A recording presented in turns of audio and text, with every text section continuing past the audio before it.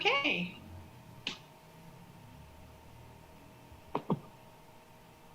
Let me minimize, bring up.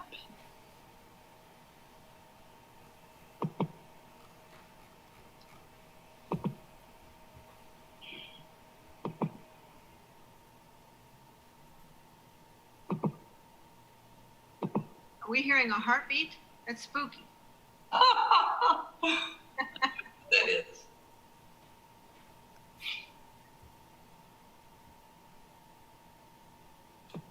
Lively crowd tonight. Sorry, I'm having. Was that a heartbeat? Really? Okay, I think we're ready to go ahead and get started.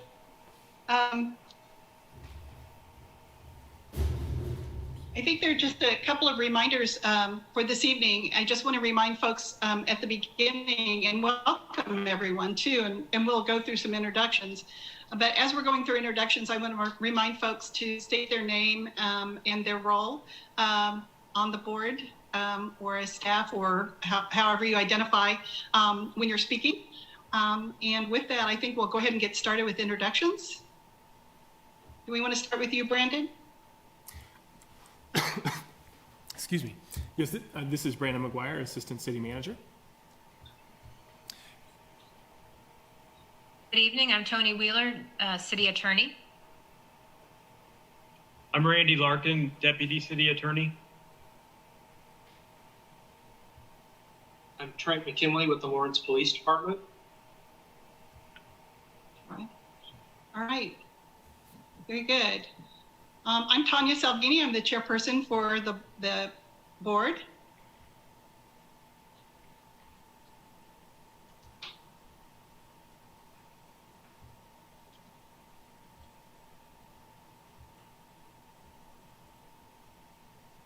Jenny Robinson, board member. I'm Stephanie Littleton, I'm Vice Chair. I'm Jay Bishop, board member. Jane Gibson, board member. Graybill, board member. Marie Taylor, board member. Very good. Okay, anyone else? Okay. All right, let's go ahead and get started for the evening. Brandon, would you want to start us off with the COVID alternative meeting situation? Yes, thank you. Just for the record, I want to provide a few reminders to ensure that the COVID-19 provisions of the Kansas Open Meeting Act are met. Board members, as Chair Salvini just reminded you, please state your name and your title, which is board member, every time you speak. And I would remind you that even if you are in a conversation back and forth with one of the other board members, each time you speak in the conversation, please state your name. Various members of city staff are present via Zoom and in person. Myself and Sergeant Ernst are here in the room. We must also state our titles and names each time we speak. All motions must be stated clearly. After a motion is made and seconded, the chair will call on board members individually to provide their vote. The chair will then announce whether or not the motion carried, as well as the count of the vote. The agenda for the meeting provided instructions on how to submit public comment and how it would be handled. Written public comments should be received by the posted deadline. We did receive some written comments, and we did receive a request from Mr. Watts to speak in person during the public comment portion of the meeting this evening. The chair will call for in-person public comment for those without access to technology options, meaning those in attendance in the room. If any members of the public are present in the room, then I will direct them to the podium to speak, and we will follow social distancing and safety protocols. And finally, I want to remind everybody to please mute themselves when they are not speaking. Thank you.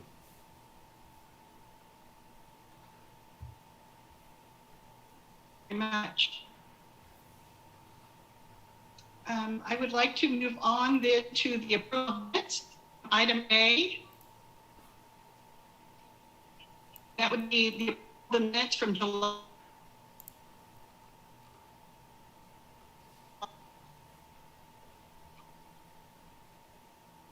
And we'll start with the July 27th minutes.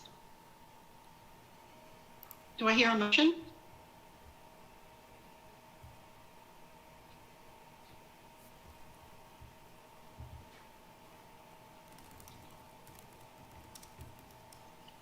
I think we've lost Tanya. And Gibson, or did Sanjay beat me to it? Sanjay was going to second. Sanjay, board member, was going to second it. Oh, okay, well, Jane Gibson will make the motion. Okay, Jane, We approve. sure. Yeah. Jane Gibson made the motion to approve the July 27th, 2020 minutes, and Sanjay seconded. All those in favor signify with yay, and that would be Stephanie, Yay. Jane, Yay. Sanjay, Yeah. Jenny, Yay. Marie, Abstain. We're talking about the July 27th, right? Yeah, I wasn't there, so. Jenny Robinson, yeah, board member. abstain. Then I will abstain as well. I apologize. And Bill,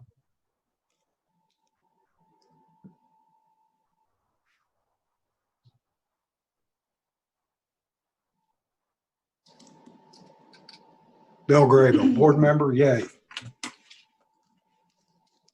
thank you. Okay, Tanya Salvi, chair, yay. So 5 yay, motion passes.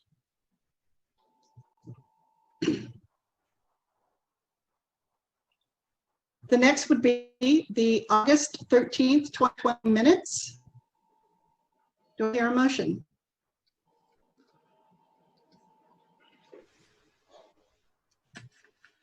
May I ask a question, Marie Taylor, board member?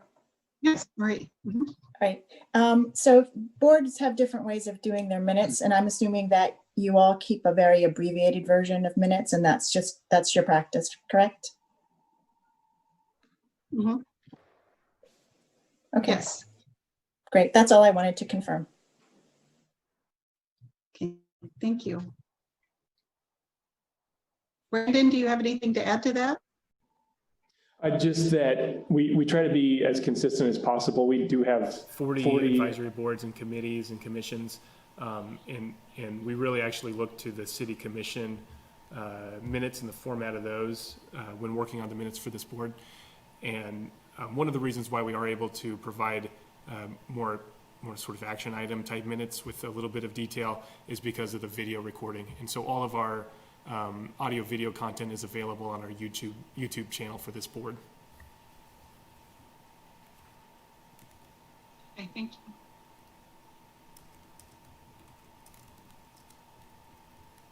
Okay, back to the August 13th. Marie Taylor, board member, I make a motion to approve the minutes for the August 13th meeting. Thank you, Marie. As Stephanie, board member, I second that. That's Stephanie. Yes, I second that. Very good. Any discussion?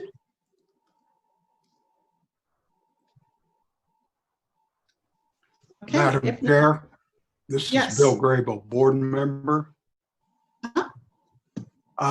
While it doesn't show up in the minutes, I think I need to correct the record on some of the discussion that would be appropriate if you had detailed minutes. If I could do that real quickly, I'd appreciate it. Sure, you have the floor, Bill. Thank you. Bill Grable, board member. At the last board meeting, I had indicated that the reason the KSCPOST had been included in 1-2501 and in the section on appeals in the work group proposal was because it was in the original ordinance. I was in error, After the meeting, Dr. Gibson advised that these inclusions were not part of the original ordinance, but had been inserted by Dr. Gibson.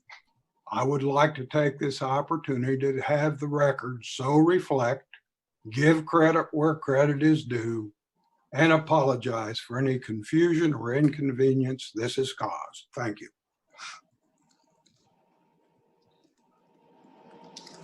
Thank you, Bill. Okay, would you like a copy of that into the minutes? No, to I don't be- need a copy in the minutes. Okay. Okay. But since it's video recorded, this seemed like the appropriate Okay. place to make that statement. Okay, very good. Thank you. Okay, any other discussion? If not, we're ready to vote. Stephanie, Yay. Board Member Jane, Board Member Jane, yay. Board Member Sanjay, Board Member Sanjay, yes. Board Member Jenny, Board Member Jenny, yay. Board Member Marie. Board Yay. Member That's- Graybill, yay. Okay, and Graybill, yay. All right, thank you so much. The motion passes, and that's a total of 7. Chair Salvini votes yay as well, and it passes. So we're ready to move on. We're now at item B, public comment. And as I understand, we do have someone who would like to make a public comment this evening.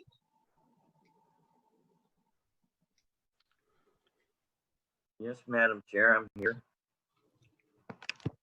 Brandon, This is Brandon I McGuire. just wanted to affirm that. Yeah, and then there is an affirmed time set aside for speaking, correct? For public comment right now? Brandon McGuire, Assistant City Manager. That is correct. Okay, so Mr. Watts, the floor is yours. Thanks. I have sent a series of emails to the group. I hope people have had an opportunity to read them. The first one that I don't believe was included in the packet goes back to August 17th, wherein the Lawrence Journal World first reported that police officers were lying on police reports. Mr. McKinley made a remark to that in the newspaper article. It's just one thing after another.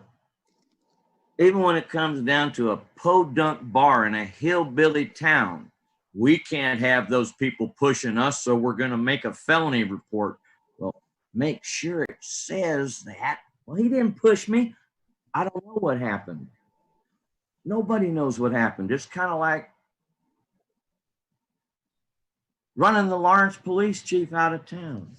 I hope you guys read the email. Did you? I don't know. Here's the other one. Hopefully it got included in the packet. It deals with the consultant work, something that Mr. Brandon hasn't bothered to worry about. Why does the town need a consultant study when you already know what it's going to say? If the deck has been stacked to say that the Lawrence Police Department needs more police, so be it. But why lie about it or not tell the truth about it? How about saying, how come we got to use this? And am I the only guy in Lawrence, Kansas that thinks up this shit? I mean, I can't believe this. Why aren't you guys doing this? The town is looking to you to do this. The staff don't want to advertise this meeting. I've sent you emails about that. Oh, we got it buried into the, it's incredible, man. It's just incredible. Okay, on 8 can't wait. Can we please discuss amongst you to ban chokeholds? What's your problem? Hey, man, Jacob Blake just got blasted 8 times by a policeman in Kenosha, Wisconsin. A place where I know you can ride the Chicago Northwestern, now it's called the Metro, from Indian Hill Station in 5 million house land, where I am from, up to Kenosha. You can do that. Well, anyway, could you please discuss 8 can't wait and not choking people? Because Marinanda, the groomed for politician to become the high and mighty, is waiting on you. And yet we have another university person saying you don't do onesie twosies. I understand this group is making progress, and I have talked about that progress. I don't want to keep doing this. It's getting old. If I'm the only one that gives a shit about this, I don't want to do it. You know what? Black lives don't matter in Lawrence, Kansas. They only matter when you Peckerwoods want them to. I'm done. Thank you.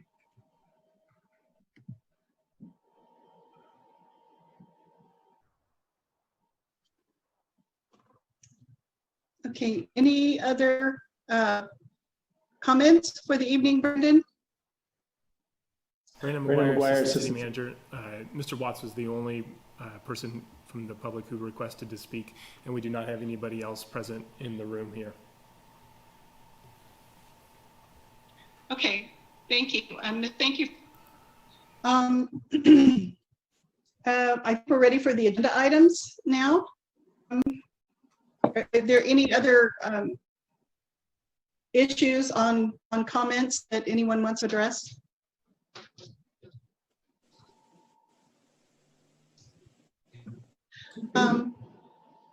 Stephanie? Oh, okay, thanks. Okay, I think we're ready to move on to the agenda items then. The first item is the general discussion on implicit bias and privilege of fulfilling the board's duties. I don't know who, I think Marie, if you would like to walk us through these items, and thank you so much. And before I would also like to thank everyone for sending information to Brandon and sending it out to the rest of us, all those other resources that we refer to. So thank you so much for your help. So Marie, if you walk us through. Sure. The other thing, before you start, if you don't mind, Marie, is that Mr. Watts did say that he would like to speak on some items that we have, and not necessarily in this section, but the second section. So we can proceed however you would like. We can have the questions and comments at the end of each section of agenda item number 1 and agenda item number 2, sure, or as we move through. It's as you wish. How about we, Board Member Murray, how about we take the comments at the end of each item? Very good. Thank you. Okay. So should I start? Board Member Murray Taylor. Okay. Yes, please. So I put these on the agenda, and more of just. Oh, just this is Board Member Marie Taylor. Yes, Board Member. I'm just stating. Thank you. Okay. Okay. So last meeting. Hello. Okay. Last meeting, Mr. Watts brought up some comments about, how privilege factors into how we may have been selected on the board, influences our thinking, and various comments. And he also sent in some written comments to that effect too. And because of the way the meetings are formatted, we really couldn't have a full-on discussion about how we felt about those comments or generally our understanding of those terms.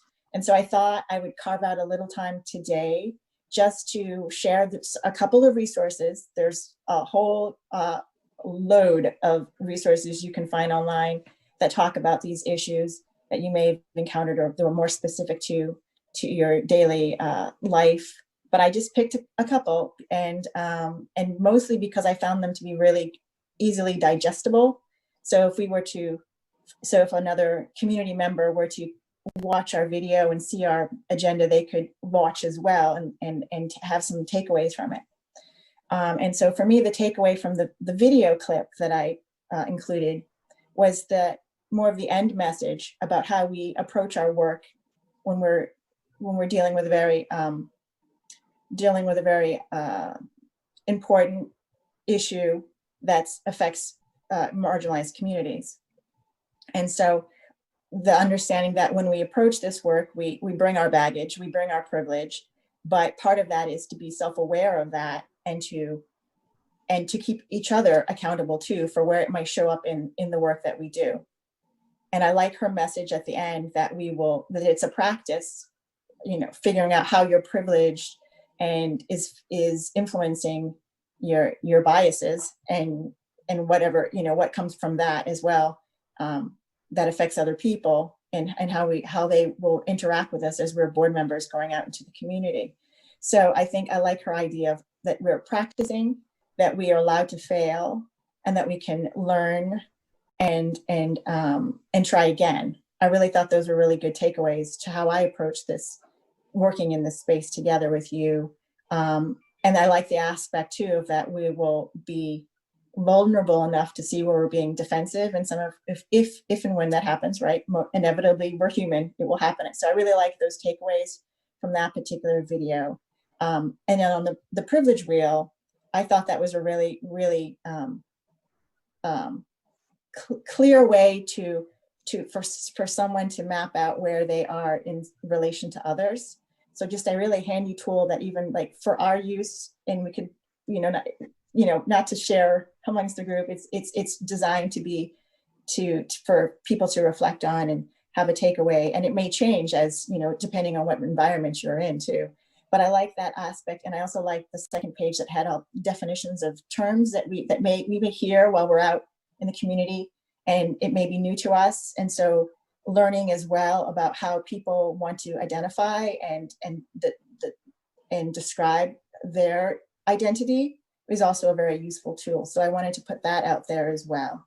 And then tying that in also to some of the resources that board member Sanjay had shared with us about implicit bias. And we talked about it briefly. And it's sort of like taking what we've learned through our training on bias and then trying to apply it through tests for ourselves, which we know there are, it's challenged for validity reasons. And I think that those are, kind of part and parcel when you have what's deemed a scientific testing system. So you take it for what you think it's worth to you. If you want to see what those, if we wanted to test ourselves or have, just to have that kind of knowledge. I think it's more, not so much what the test tells you, but how it causes you to reflect on how you may behave in society and how you treat other people. So the test to me, I'm not looking for like, did we all take the test? Like that to me is not of interest. It's more of conceptually that one would want to show initiative to examine their own biases. I think that's really what the message is from those kinds of tests. So I just wanted to throw out those ideas. If anyone wanted to say anything, I just wanted to carve out a space to kind of reflect on some of that concept as we do our work. Okay. Thank you so much. And thank you for sharing the resources and highlighting those in your summary on what the strengths were and the takeaways were that you had from those. Anyone else want to contribute to the conversation after reviewing those different links and models? So this is Sanjay Mishra, board member. Tanya, can I?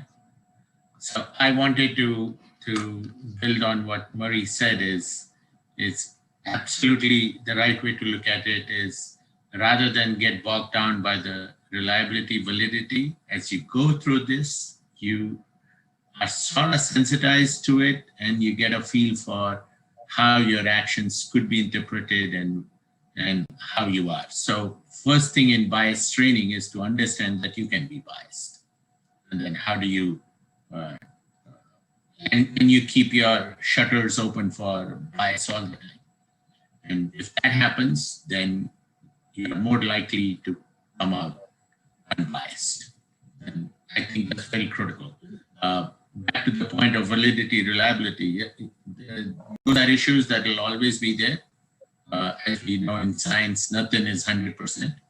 But even with a reasonable correlation, if this is what everybody is doing, we can think about it. Thank you. Thank you. Any other responses or comments? I'd like to add one more. This is Chair Salvini and Steph, Chair or Vice Chair Littleton. I'll get you. So I really like the fact that you said there were two ways in which it could be used, and that is as a tool to go out and in the community and talk about and use a variety of tools to talk about these issues, and not in a judgmental way or an approach that, you know, what is the outcome, what's your score, you know, but rather conceptualizing it and thinking about what we can walk away with, and the kind of tone of forgiveness that's in that, and that is that we're allowed to fail, and we're also allowed to try again, we're allowed to change, we're allowed to rediscover, you know, and so I like that a lot. And then I like the second part, and that is how can we use that within the board as well to explore those things. So I just wanted to acknowledge that. I thought that was really good. Thank you. Stephanie. Sure, Board Member Stephanie Littleton. I just wanted to make just a simple comment to Marie that I went through the test. It was quite an interesting self-awareness exercise. That some things I had not thought of in quite some time, and to have them right before me, it was very, very interesting. So I appreciate getting that opportunity and having the link and go through that. So thank you.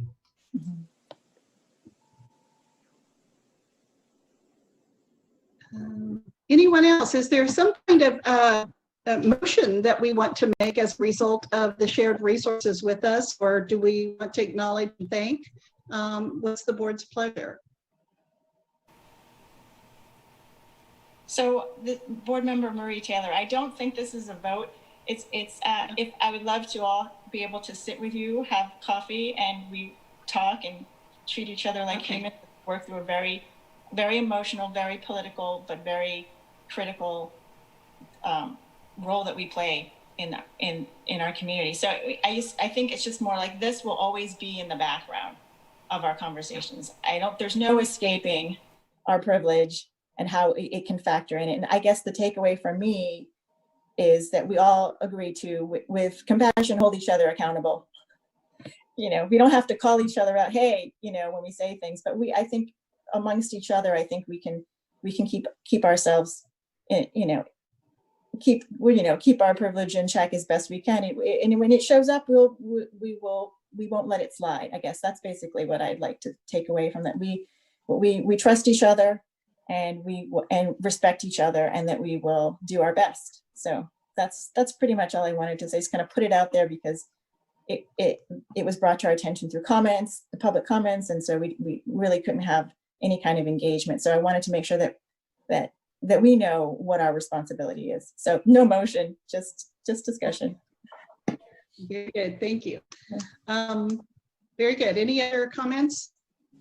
Thank you again so much. Appreciate it. Let's move on to number 2 then, if we're ready for that. I wanted to check and see if there are any comments, public comments after that section.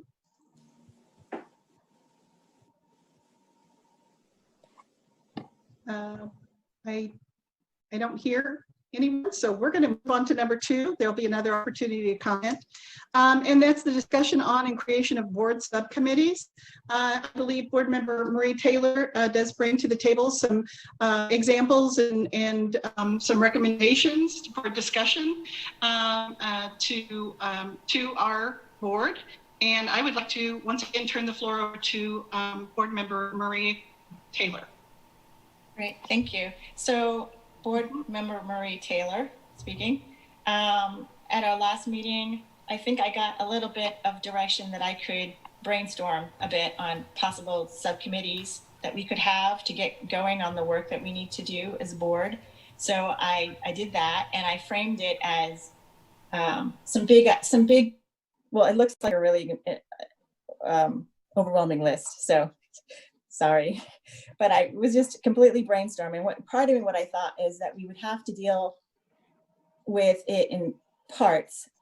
So community engagement to me is different than just saying public outreach. Like I wanted to have a committee that said engagement in the title. And I see this as being materials, what we could be developing along with the city, taking advantage of existing tools that we have for communication, and developing new ones.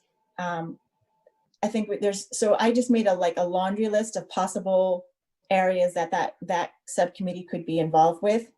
Then the next idea for a subcommittee was one that was focused on the board education and training, because I think that, yes, we were trained initially when we had were brought onto the board, but it was all very much focused training coming from the city to us, as opposed to, say, other resources in the community that we could turn to educate ourselves. That could be coming from social justice groups, racial justice groups, articles that we find interesting. So I think there's a lot of learning that we have to do on a board, as a board, that's not going to should not completely be directed by the city and what the city decides how we should educate ourselves. So I see that as more dynamic. There's that national association that has a conference. There's conference materials that we could use. We could share amongst ourselves to educate ourselves. So those sorts of things. And then we could keep a training schedule, like a training calendar that laid out what our plans were for educating ourselves to.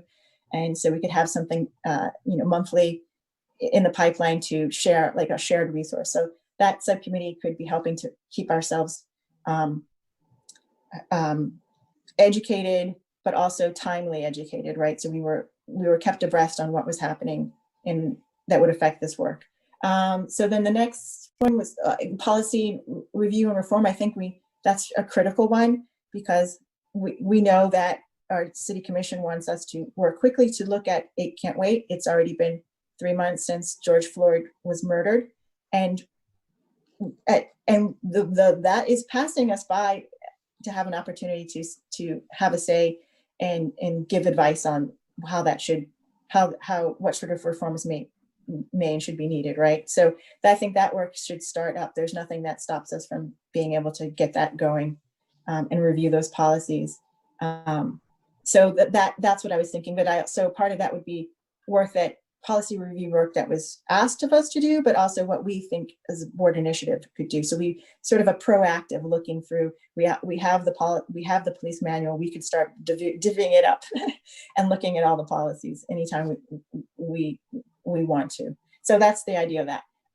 Then tying into some of the discussion that board member Sanjay and board member, I think, Tanya was speaking about, looking for data, looking for reports, figuring out what we want to receive, and it should be shared publicly. So I thought that would be a really good subcommittee. I saw one city that had plotted out on its maps where all the complaints were coming from in their city with GIS. So you could pull up a map that showed you where those complaints, so you can look for patterns of behavior. So I thought that would be a really cool thing to think about if we could explore. And so we can be more proactive in seeing where there may be issues that we need to go talk to that community because they're experiencing more police interaction that's driving complaints. So there's all sorts of things I thought could be happening with data. And then board member Sanjay had talked about accountability ourselves and self-assessment. So I thought that would be a good task for that subcommittee. And then what I called a rules committee. All these titles are, just me brainstorming. So a rules committee that focused on the ordinance, bylaws that may need to be changed. And also if we begin to really get deep into complaint work, in reviewing complaints, we have to have a process for how we would do that. So there has to be some kind of process manual or procedure that's written so that we are consistent in that review work. And then I thought the rules committee could help us figure out a yearly work plan because this all sounds very overwhelming if we look at it all at once, but we could plan out a course, of action that we would take from year to year, and then we'd be able to measure how well we succeeded in meeting our goals So, and these are things that I think that could be lasting, lasting products that we develop for this board and our, you know, the board members that come after us. They would probably appreciate having some structure to their activities. And so then they would be able to look at year to year different work plans that were put into place, so they could mark their progress and see, you know, what did they meet their goals. And then you can also set goals through a work plan too. So that's it in a nutshell. That's most, so I just, yeah, I'll just leave it now open for your comments to see your input on that.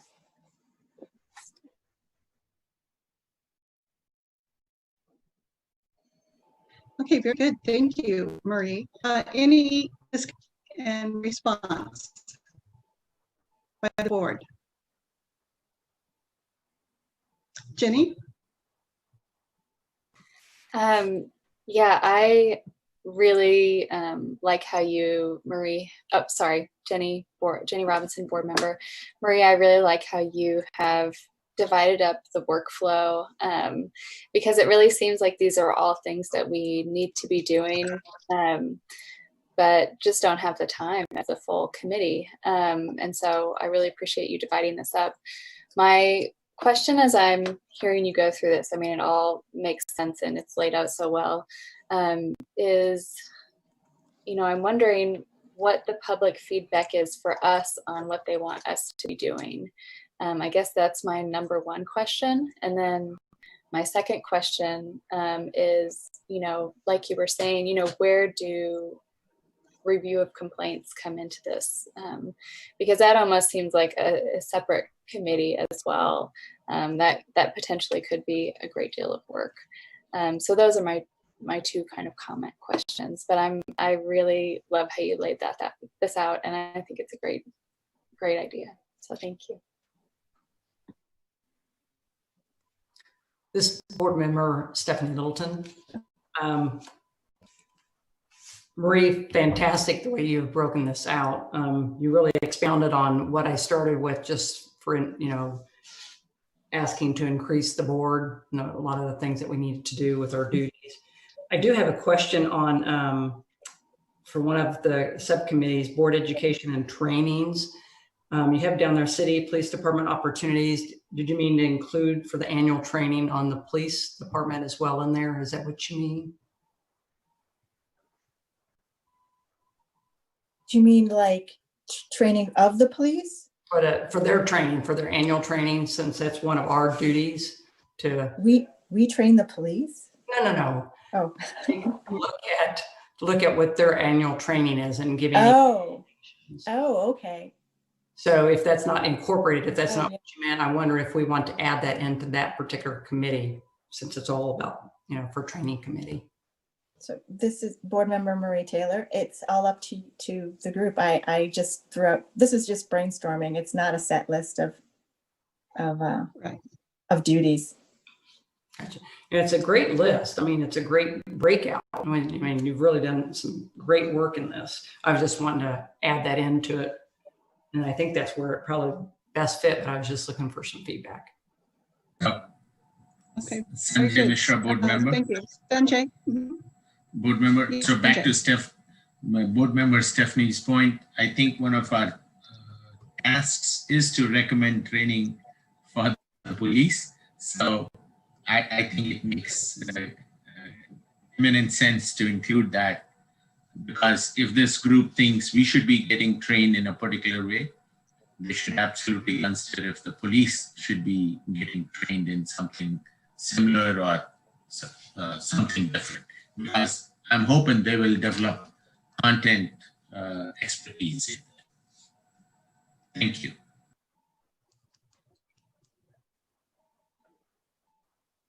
Okay, thank you, Sanjay. Any other comments? Jane? Jane Gibson? Yeah, board member Jane Gibson. Yeah, I think it's a terrific list. I want to suggest that that our task to examine police training should be under number 3, policy review and reform subcommittee, where it says recommendations, Agreed. practices and procedures. It seems a more appropriate place for that. I would also add, I think it's a terrific list, but I also think that it's a lot for 9 people, and maybe we want to entertain doubling the size of the board to 18 to be able to handle this much. I don't know that, I'm just kidding about the number, but it does look like a lot for the board to take on. So we might want to be thinking about how to prioritize the steps that we take. You know, what are the things we need to do? Like right now, we actually really need to get this ordinance done. But we might want to think about how to prioritize this list and divvy it up. I don't see how we can do complaints with a subcommittee. The complaints, I think, has to be the whole. So, and we may not get very many. I really have no way to know. Nobody does know how many we might get, if any. Anyway, those are my thoughts. And thank you, Marie. Good job. Absolutely. I'm seeing community engagement as something very, very important to address as working through the ordinance for sure. Thank you, Jane. Yes. So I was back to Board Member Jane's point. I was also thinking that if there are 5 subcommittees that we want to form with 9 people, there's got to be Solomon's choice of distributing parts of us into different committees. So one way, not to de-emphasize anything, is to see if we can create 3 topical areas. And then I can see a 3-member, so 3 subcommittees, if we are looking at 9. So then 3 subcommittees can start handling it. And there's a lot of overlap between what these subcommittees will end up doing. So that may help. Thank you. Sure. Marie, correct me if I'm wrong. The intent really isn't to take action tonight, but rather to accept your recommendations out here to continue to go forward on how we start constructing a plan. And to reiterate what was said earlier, and that is to have conversations about these areas, to be sure, however the structure ends up, but to think about next steps and maybe put something together for the next 6 months, the next year, so on and so forth, in terms of what our priorities are. It would be accurate, an accurate read on it. Okay. Board Member Marie Taylor.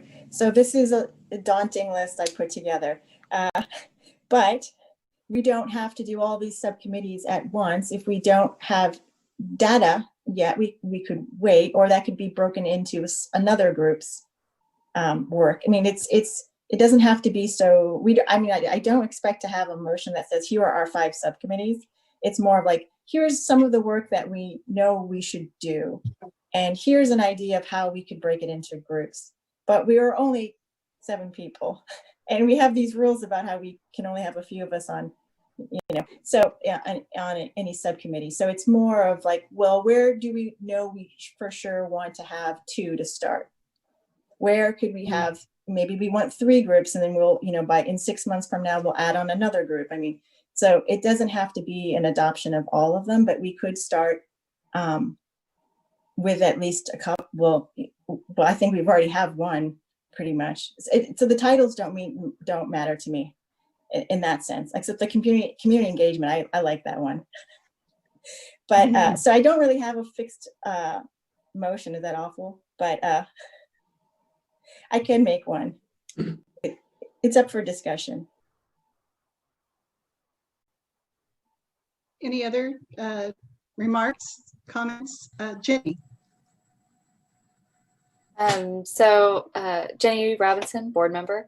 Maria, I also feel your draw to community engagement, and I'm wondering if streamlining and setting up a complaint process could be part of that, because that seems a high priority right now, and that seems to me to be integral to community engagement.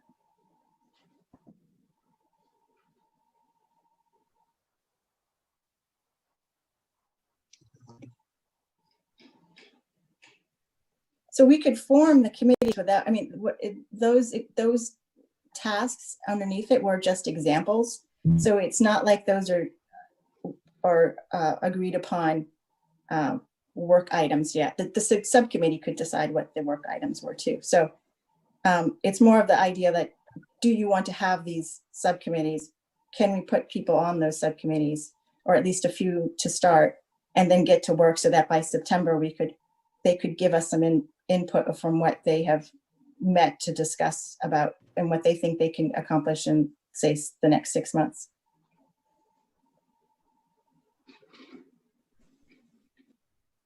This board member, Stephanie Littleton, I do think as far as priority and looking at the list, the community engagement outreach is absolutely a priority.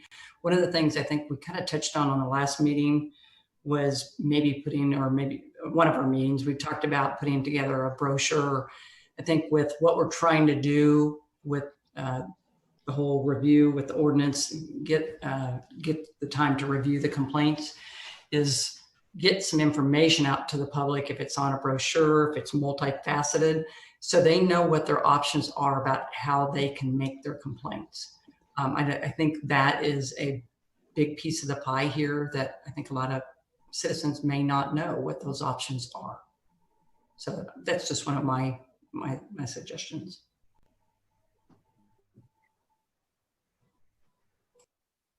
So Board Member Marie Taylor, I really think that that's something that we should start to get organized about, and agree that community engagement, and I also think the policy review and like a reform subcommittee, however we want to title that, those two, if we could walk away tonight with those two approved, and then we'll figure out how the others fit into priorities. And I think you already have a subcommittee on the ordinance, so that's already formed. So my idea also is that these would be standing committees, and we could have different people on them at various times. Sort of like something that could outlive us a little bit, board life outlive us.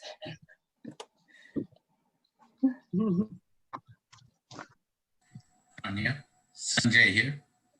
Any other comments? Sanjay. Yes, Sanjay Mishra, board member. So I absolutely like 1, and we already have something going on for 3. I want to push again for self-assessment and accountability, that we at least develop some metrics for ourselves between wherever, so that we set a process, a path, or as metrics are, what we want to achieve. How do we want to be rated? Is this a good year? Is this not a good year?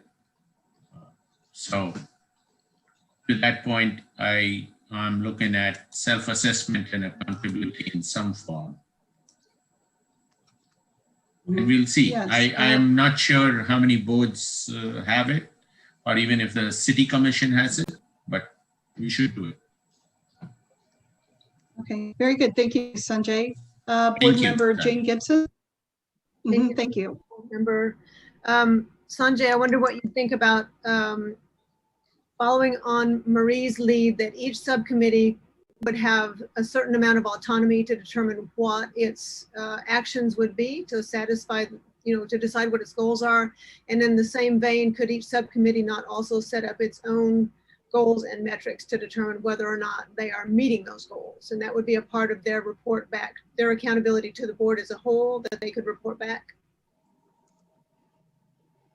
Which in turn should be included in the self-assessment, right, as well?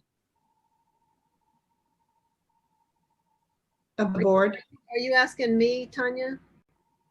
Well, that's how I see it. I'm sorry, this is Chair Salvini.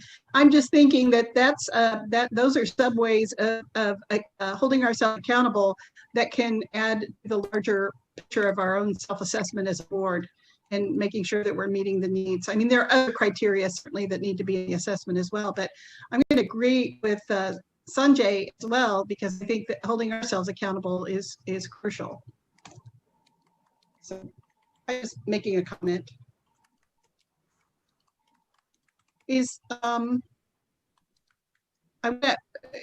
Marie, do you have anything else that you want to add? This Marie Taylor, board member Jenny has her hand up. Oh, I'm sorry, Jenny. I'm intermittent internet right now, so I'm without the camera. Go ahead. Jenny Robinson, board member. That's okay. So in thinking about how to prioritize the subcommittees, so 2 subcommittees come to mind as the most urgent as far as our community goes. And that, in my mind, are the community engagement and policy review boards, just because that is really what our community is asking for right now. And I'm wondering, Sanjay, how do we know how well we're doing if we're not measuring it? I hear you on that for sure. So I'm wondering, if, the rules, if we could maybe make an umbrella of the rules and analysis committee, developing the ordinance and developing measures to see how we're doing as a board. Those 2 kind of seem like they might go well together.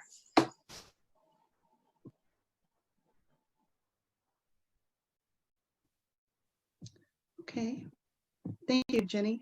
Any other comments or questions? Board member Marie Taylor, Jane has her hand up. Jenny? Jane Gibson, board member. Thank you, Marie. Okay, I'm sorry. Thank you. I was going to respond to Jenny about folding in, setting up metrics, some analytic metrics with the rules committee. And as a member of what at least in this document we're calling a rules committee, I want to say no.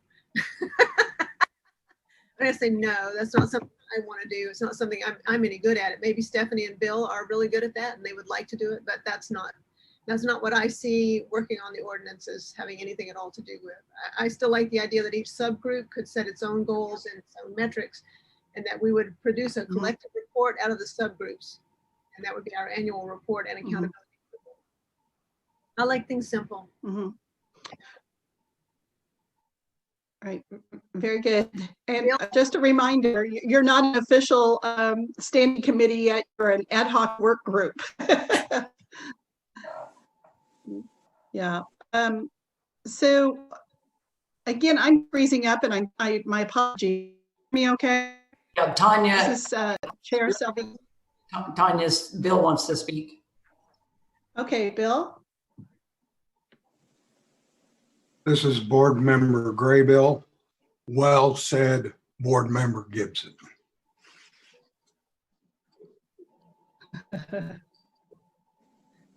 Marie Taylor, board member. So this has been a great discussion. And I think that I don't want to get I didn't do this to get us bogged down in, how we were to structure ourselves. I know we just have to start. So I think the idea of, and what we do now might not be what we do in a year or 2 from now. So we could flesh out more of a metrics that we would apply across the board later on once we've kind of tested it out, I think, in various subcommittees setting their own goals and then measuring whether they achieve them. I think we can do that, start small, but just start. So with that in mind, I guess I could fashion a motion, but I think we have public comment perhaps, or.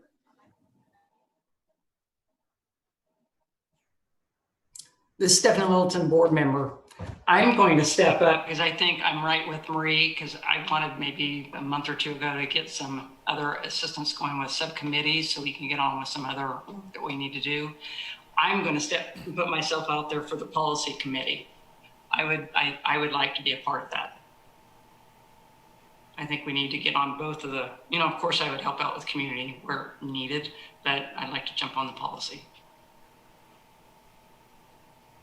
I think we just need to get folks to if they choose they want to be on one, and we move on. So thank you, Stephanie. This is Chair Salvini. Sorry for the interruption. I'm hearing, I think we're moving closer here, and I like that you're interested, Stephanie. and ready to go. I'm hearing that community engagement, policy review, reform, and data analysis are all three very important to our group right now. And not that the others aren't, but would anybody be willing to make a motion to at least invest at this point in the notion of these three categories to create some kind of or formulate some type of organization around these three areas? Board Member Taylor, Marie Taylor, there's a lot of hands going up. I don't know if you can see that, Tanya, but maybe we should start using the little chat box to put people's names in line. There's a queue. That would be great. So Chair Salvini, Sanjay Mishra. Sanjay, yes. So Sanjay Mishra, board member. I thought we are zeroed in on two committees, subcommittees at this point, 1 and 3.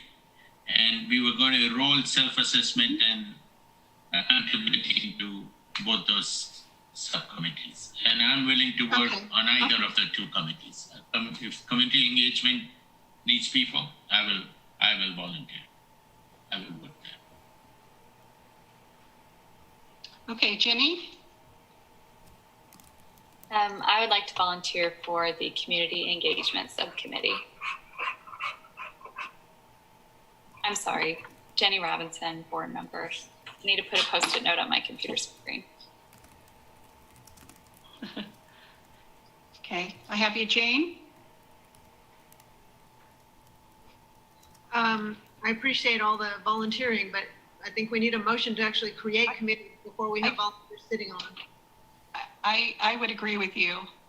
Let's back up a little bit and then come back to our interests to see if anyone wants to make a motion about the two committees that were mentioned earlier instead of 3. Board member Stephanie Littleton, I make a motion for that. Okay, so Stephanie Littleton, board member Stephanie Littleton is making a motion to consider or I guess to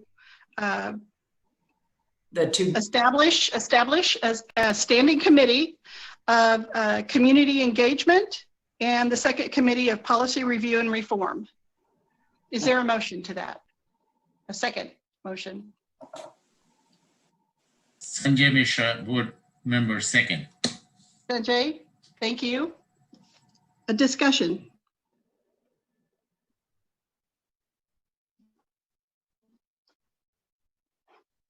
If there's no discussion, are we ready for a vote? Jane has her hand up for discussion. Sorry. Okay, thank you. Jane.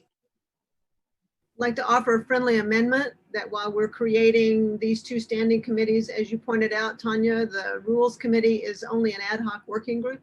We should go ahead and make that a standing committee since we have people on it who are actually already doing the work.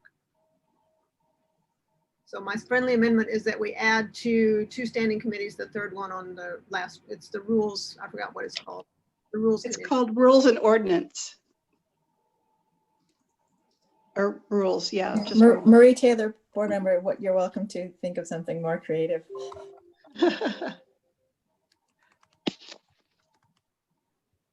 Okay, let's vote on that. Is there any more discussion on the amendment? Yes. Okay. Jane Gibson, board member. We need Stephanie, who made the motion, to accept the friendly amendment or not. Okay. This board member, Stephanie Littleton, I approve of that, Jane. Okay, board member Stephanie Littleton approves of the friendly amendment made by Jane Gibson. And we're back to discussion.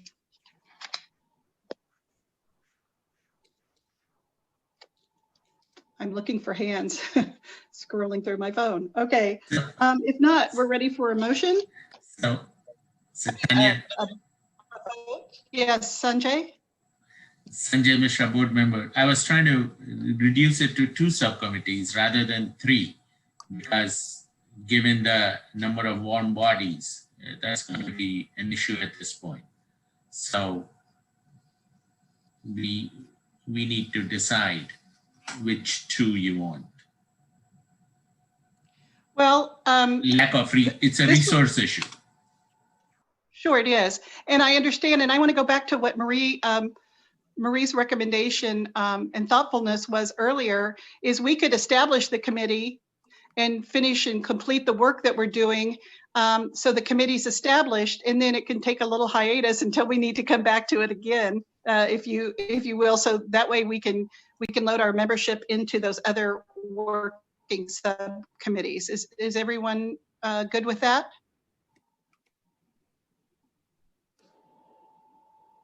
Okay.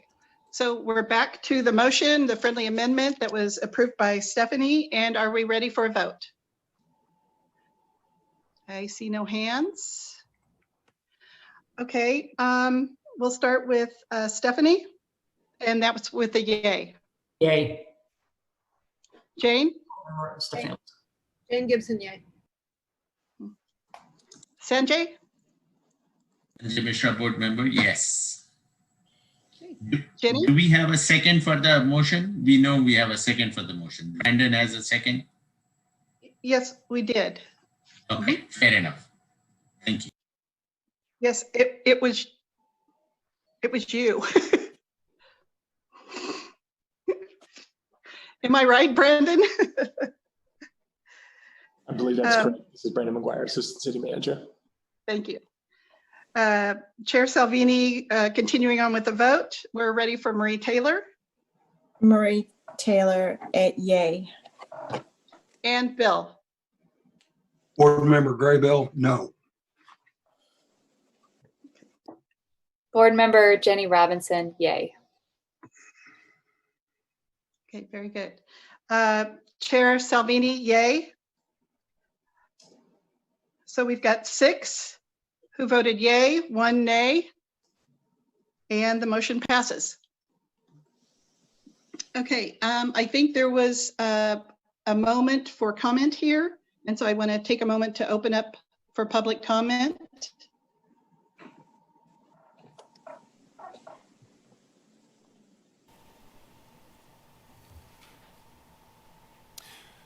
Madam Chair, this is, excuse me, Madam Chair, this is Brandon McGuire, Assistant City Manager. I did note that Mr. Watts logged back on to the meeting, so I was going to jump in and encourage you to receive public comment prior to the vote, but it appears that he's logged off the meeting again. So I don't believe at this time there is any public comment. All right, thank you for that clarification, Brandon. Okay, I think we're ready to move on to number 3. Agenda item number 3, receive legal review of the proposed ordinance which amends City Code, Chapter 1, Article 25, pertaining to the Community Police Review Board. At this time, I would like to take a moment before we kind of dive right into the work, the good work that's been done, to kind of, for particularly our new board members, kind of set a little bit of recent historical context for how we came to the working group. So, of course, back in June, we received the recommendation from the mayor to really reconsider what our in the police review board. And so that's prompted, of course, us to have a considerable conversation about recent incidences and raise questions about, well, how are we? How is Lawrence? And so in that, we did put an ad hoc work group together. The members are Jane Gibson, Bill Graybill, and Stephanie Littleton, and charged with drafting together some edits and recommendations for the existing ordinance.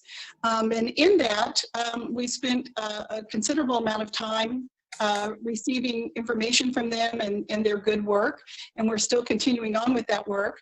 At our last meeting, again, as you were may have heard, we did ask the staff to meet with the work group to talk about some of the questions and issues and get clarification on some of the parameters and opportunities that the ordinance presents. So with that, I would like to have the staff review the documents with us, or summarize the documents with us, and the work that you did from the last meeting until tonight. Good evening, Tony Wheeler, City Attorney. I'll be starting off the presentation, and if it is okay with you, I did provide an overview memo that just identified what your direction to me was at our last meeting, or your last meeting on August 13th. The board requested that the City Attorney's Office identify any provisions in the subcommittee's proposal which might be contrary to existing law. And then you also asked for some help with language in one particular section of the proposed ordinance related to the city manager hiring an independent investigator. So just overall, I want to convey that our office reviewed the proposal and found very few concerns. There were a few minor tweaks that we suggest, but overall, there are very few areas that concern us. I did provide a table to the committee that sort of took the ordinance section by section and offered our comments. And at this time, I'd ask Brandon if he could perhaps share that on the screen. And if it's okay with the board, we'll just walk through that. Does that sound acceptable, Madam Chair? Yes, please. Thank you. Okay, very good. All right. Well, A little larger, please. Okay, yeah. Can Brandon enlarge it just a little more? So we don't have to. all right, so that everyone understands what you're looking at, on the very far left portion of the table, there's just an it just identifies the section of the code and the title of that section. Then the middle column is the language of the ordinance, and if there were any changes by the subcommittee, that appears in blue. And then on the far right-hand section of the table is the City Attorney's Office comments. So obviously, there were no changes to section 2501, and so there were no concerns there. The next section discusses the purpose of the board, and we don't have any concerns with the purposes that the subcommittee is proposing. We think that is all appropriate and doable. While this isn't a legal concern, we did want to offer a suggestion that perhaps the board would like to consider adding some language that would allow the board some flexibility in the future to consider any other tasks that the commission might ask you to do that aren't specifically set forth in the ordinance. This would then, if you had that sort of language that gives some flexibility to look at other tasks that the city commission might assign, then you can undertake those tasks without having to wait for an ordinance to change the ordinance to expand or that list of tasks. So that's just one suggestion, not a legal concern, but just a suggestion. All right, moving on to the second page, there was a change to the definition of complaint. I'll give Brandon a little time to scroll down to the next page. Tony, we might pause one moment for a question. Oh, I'm sorry. Sure. Oh, Stephanie, first you, then I. Okay, sure. Thanks, Sanjay. This is Stephanie Littleton, board member. Tony, I just wanted to ask, as you go through, do you want us to comment on each as you go through, or we just want to listen as you go through the entire document? How would you like us to address? Probably the easiest thing would be to stop me at each section so that we can have the language on the screen and we don't have to scroll. I think that might be easiest. But if somebody could help me keep track of when somebody has a question, I'll be looking down at my papers and may not see a hand up. Okay. All right. This is Chair Salvini. Stephanie Littleton, would you please do that on my behalf, please? Sure. I would like to make, I don't know if I need to make a motion at this point, Tony, but I love this suggestion. I think this is a great idea to add the fourth purpose here. I think that, this was great that you brought this to our attention. So I'd like to make a motion on that. Or if we want to discuss it, if whatever. This is Marie, board member. I thought we were just reviewing the comments and we weren't making motions yet because I don't think, I have not, you'll see that I've added in my packet an ordinance that reflects my thoughts on this. So I would hope that we're still open to discussion, that this is not being taken as a fait complete. Absolutely, Marie. This is Tanya, Chair. Yes, absolutely. I'm sorry I didn't make that clear at the beginning. We're receiving this information from the city. We also have some information to receive from the working group. And then we do definitely want to address the information that you provided in your document as well, Marie. Okay. And so I'm not sure we're at a place to make a final decision, but rather, and I'm just throwing this out there, to incorporate, perhaps have a discussion and maybe consensus building to incorporate these things into the working document and for continued voting to continue to build the document. This board member, Stephanie Littleton, I appreciate that, Tanya, because I was trying to think of how do we want to address it, not to make it concrete at this time, but so we can work with Tony as we go as she goes through this. So we want to discuss this. I'm guessing, sure, and I'm guessing once we have the document completely done, that we'll want a final set of eyes from the staff to look at it, just to make sure it's a real solid document with the legalese. So, Sanjay Mishra, board member, I like Stephanie. I also like that purpose being assigned, but I think that's only relevant and as long as we are appointed by the commission.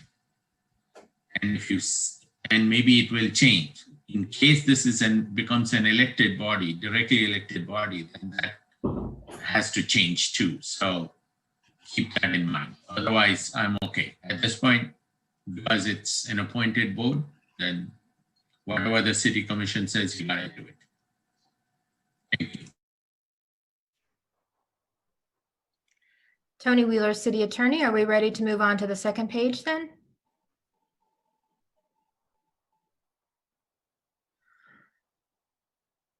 Okay, so the next item that I'd like to bring to the board's attention was the revision in the definition of complaint. And we did have a meeting with the subcommittee to find out its intentions. And they do have the goal of reviewing all complaints by a member of the public against a member of the department. But the subcommittee also wants to retain the board's authority that it has by virtue of state law to review racial and other bias-based policing complaints. And so that is why in their proposal, they added the words or other laws. So with that clarification, we might just suggest that replacing the word other laws with racial or other bias-based policing complaints to achieve that goal and to be more clear. So that was just an area where we saw that it could just be improved a little bit. Are there any questions on that before I move on? Okay. Then our next comment appears on the bottom of page 3 of the table. And this is the section that is dealing with the specific duties of the board. And as was discussed at the last board meeting, there was a recommendation that certain reports be submitted to the Attorney General. Since there's going to be an expansion of the types of complaints that you're going to see, we just wanted to point out that the deadline, some of the deadlines and some of the reporting to the Attorney General are set forth in statute. And there is not a similar requirement under state law that other complaints be reported to them. So our recommendation is that if there's consensus that we would recommend just clarifying that and breaking it out into 2 sections, like I believe board member Sanjay suggested at the last meeting. So that was just a note.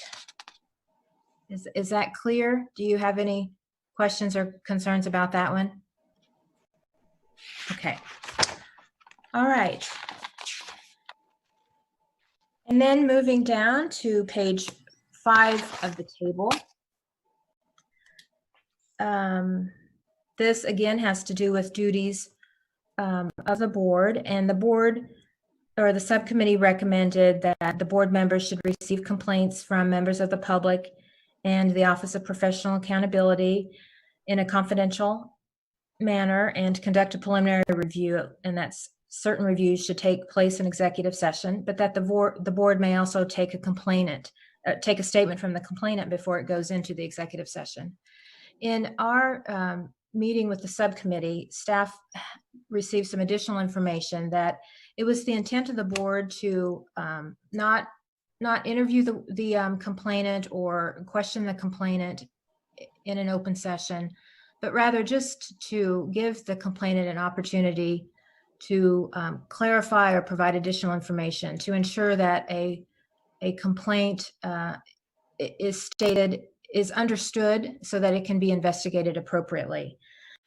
So, if that is the intention, they want to make sure that the complainant has a way to communicate their concern, and particularly if the complainant has difficulty in writing or has any challenges in writing. There was discussion about perhaps a video recorded statement could be made, or perhaps the need of an interpreter might be needed. So I think the subcommittee was interested in having that sort of clarification so that complaint could be well understood by both the board and then the OPA office. So with that, we don't have any concerns if that is in fact the direction that the subcommittee was intending to go. So, Stephanie, I have a question. Yes, Sanjay. Board member Sanjay Mishra. So this is, when I have been reading this document over and over, one of the things comes to mind is, does somebody who make a complaint have standing as far as the city goes? City Attorney Tony Wheeler, standing? Yes. So the way I'm thinking is not anybody can come up with file a suit against somebody. They must have some involvement in it. So for simple question is, by members of the public, does it mean somebody passing through could make a complaint, or do they have to be a resident of the community? How broadly are we defining this? The subcommittee didn't identify, Tony Wheeler, city attorney, the subcommittee didn't identify any restrictions. So it could just be someone who is in the community on a temporary basis, but has had an interaction with the police department, is my understanding. But again, that would be for this board to determine and for the subcommittee to weigh in on. And I see Mr. Board Member, Mr. Grable has his hand up.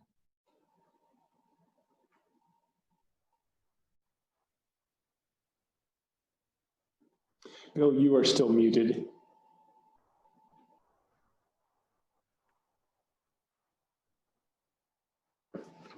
This is Board Member Graybill.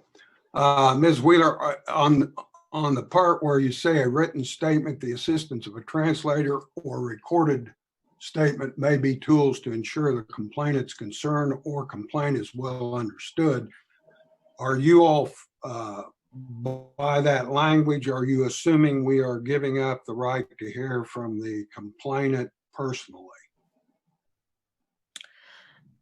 City Attorney Tony Wheeler. Yes, that is our intention because of due process concerns, that if you hear from one party, then we would have to set up a system with due process provisions in place for the accused to also have an opportunity to make a statement. So it was in that was the reason for it being in a written format. Mr. Grable? This is Board Member Graybill. Well, I'm having some trouble with this due process because the way this is proposed, this board simply reviews whether there was sufficient evidence or not sufficient evidence from the police investigation. We don't we don't say yay or nay or bad or good to a policeman. We're just saying you either had enough evidence to come to the conclusion you came to, or you didn't. I don't see how that interferes with any due process of a police officer. City Attorney Tony Help me Wheeler. out. Certainly, City Attorney Tony Wheeler. The allegation in public against a specific police officer, alleging of unlawful or inappropriate conduct, could damage that person's reputation, such that it could affect a liberty interest. And so, under due process, there has to be an opportunity for name clearing in that situation. And so those were the concerns that we were speaking to. And if Randy Larkin, the Deputy City Attorney, wants to add anything, he's welcome to jump in, but I see Mr. Grable has a follow-up question. May I? Sure. Well, if that's the case, can that be cured by taking the statement in an executive session? City Attorney, go ahead. Randy Larkin, Deputy City Attorney. Due process requires basically notice, an opportunity to be heard, and a fair and impartial tribunal. So if you're if you're taking evidence outside of the record from one side, you're going to have to take it from the other side. As police officers, they do have a liberty interest in employment, public employment. They also have a property interest in public employment, and those things cannot be deprived of them, which may be the case if there's discipline or some other type of action taken against them that's adverse. It may deprive them of a property or liberty interest, and so they're entitled to due process. If you're taking a statement outside of what the record is that you're going to review from the complainant, then you're going to have to take it outside from the police officer as well, and then it becomes a full-blown hearing, and we'll have to do something totally different regarding how we handle this type of deal.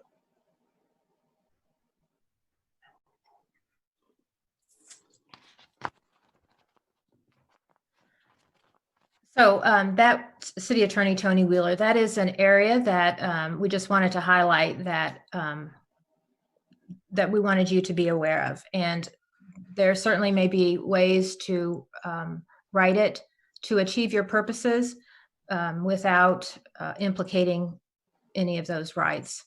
But that's just an area that we will need to be mindful of. Is it appropriate? Is it okay to move forward then? Okay. One moment. Okay.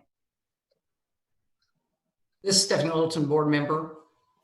Tony, I just wanted to make a comment. I appreciate that you included the options in there as we had discussed, which helps us, to weigh in on those options. So thank you for that. I believe board member Jane Gibson also had her hand up. No? Okay. Sorry. Okay. All right. Thank you, Tom. City Attorney Tony Wheeler. The next comment then is at the bottom of page 5, where there was discussion about the results of the investigation and any additional statement by the complainant in a confidential manner. And again, our comment there to the right was that the subcommittee clarified that the board will not undertake its own investigation, but rather will review and assess the OPA investigation, the complaint, and the preliminary additional statement of that the complainant provides. And so, with that clarification, we have no concerns about that. And then, any questions, concerns, comments? So board member Marie Taylor, I have comments generally about this section, but not on the presentation by the city attorney. So I'm holding my questions for further discussion. Thank you.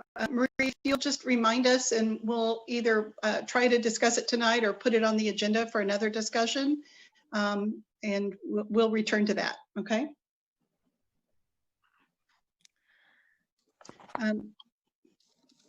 City Attorney Wheeler.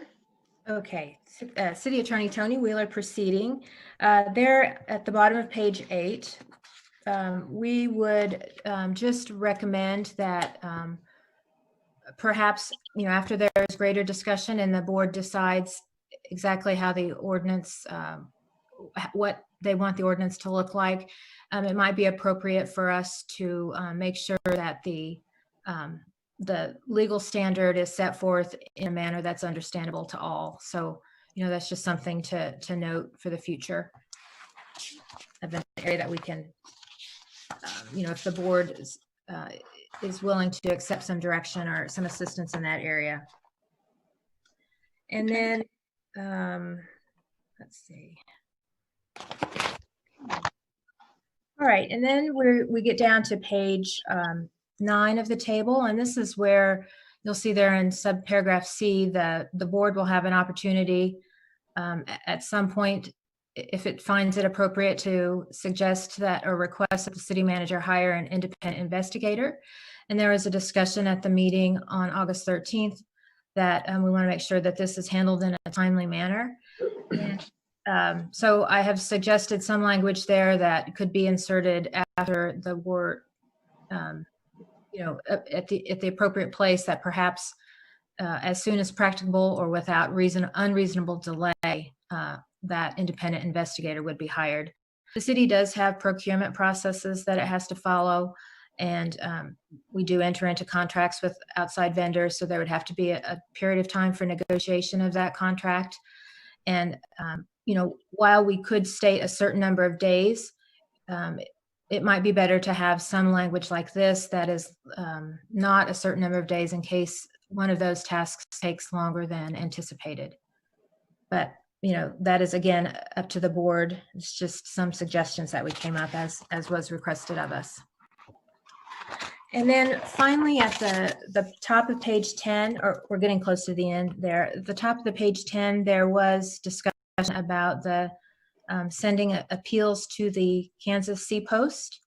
And we, through our research, identified or found out that the Kansas Sea Post does not take appeals from advisory boards or communities. And I did provide a separate memo and some attachments with the Kansas statutes and some regulations that sets forth the authority of the Kansas Sea Post. And so this is an area that could be amended. Was I on mute the entire time? Just for 1 second. Okay, sorry about that. Just for a second. I'm like, oh, I can't remember what I said. Tony Wheeler, City Attorney. Stephanie, question from member Stephanie Littleton. Board members, Stephanie Littleton. Tony, I do have one question back about the hiring of an investigator. And I'm not, of course, familiar with your procurement practices, but is it possible to have maybe a vetted list available? I'm not sure how, but I was just wondering if we could have something like that in advance. City Attorney Tony Wheeler, yes, I think that would be something that our finance department or the city manager's office could try to gather and have, firms that do that work available and maybe pre-qualified or something.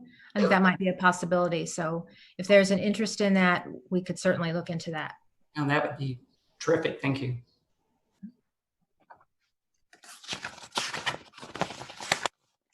Okay, and then City Attorney Tony Wheeler, there were some provisions of the code that were not modified by the subcommittee, but if the board expands its roles, we may want to make sure that those latter provisions of the ordinance are reflect any additional or expanded authority that you have. So we're just making a note that we should make sure that we look at those provisions in the final recommendation. So with that, I would stand for any additional questions. Overall, I think that the proposal is very doable. I know that the Commissioner Marie Taylor has some additional ideas, and we're certainly willing to help and assist as we can going forward. I see that Mr. Right, Gray. very good.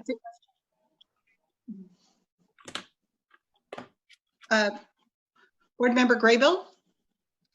Yes, this is Board Member Graybill. Ms. Wheeler, on going back up to page 3, your comment 5 on that page.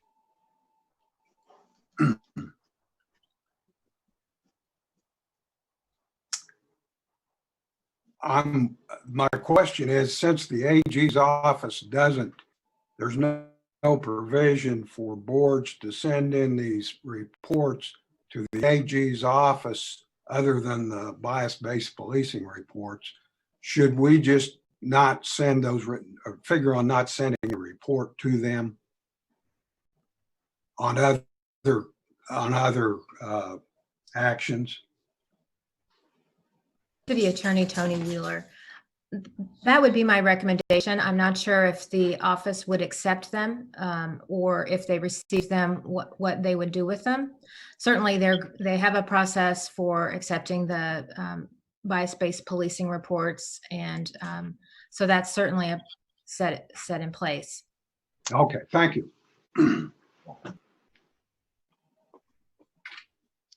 Any other questions? Chair Salvini, any other questions or comments? If not, Tony, thank you so much. Really appreciate it. I think at this time, I think we'd like to hear from the working group. And I believe there was an additional document that was added today. And I'm wondering if the work group would walk us through the additional document of the work that you put together. Stephanie, would you want to do that? This is Stephanie Littleton, board member. Jane Gibson actually put that together since our last meeting. And Jane, I think you had your hand up if she wants to address that. Okay, very good. All right, Jane. I didn't. I'm very happy for you to go through that, Stephanie. Jane Gibson, board member.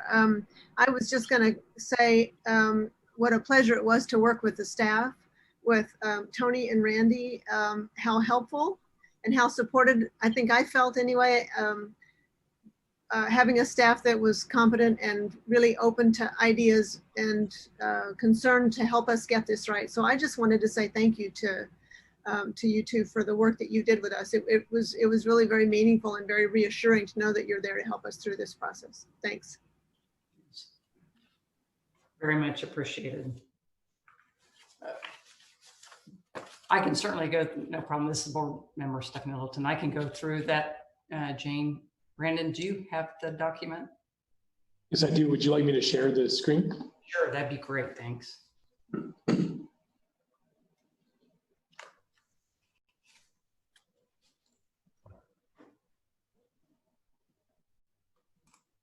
I'm going to take everybody's visual off so I can see the whole paper, but so I'm going to start off, and Jane, you can jump in at any point. But so first one, section 12502, suggested change was narrow the focus to bias-based policing, statutory prohibition on inclusion of excessive use of force. We can certainly open up this for discussion before going forward. The original text was to include, but not limited to, racial or other bias-based policing, excessive use of force, or other policing practices. Any comments or thoughts on that? Hi, board member Marie Taylor. So I don't know when's the right time, and it looks like I might not get to talk about my proposed revisions that kind of feed off of what I also heard at the meeting. So I have like a little speech to kind of explain. I've spent to kind of collect my thoughts on why I felt so strongly about keeping the focus of the board on racial and bias-based policing. So I don't know whenever there's a time where I can speak, or whether you want to just go through. Sure. Actually, Sure. Well, we have it on the agenda. What I was hoping we would do was in the sequence of looking at the work of the work group is to at least move through the work that they did with the staff, and then the further work that they did to prepare for this meeting, and then move to your document. Okay, so I guess this Marie Taylor, board member, I don't want to have my silence be taken as acceptance of anything. So that's all.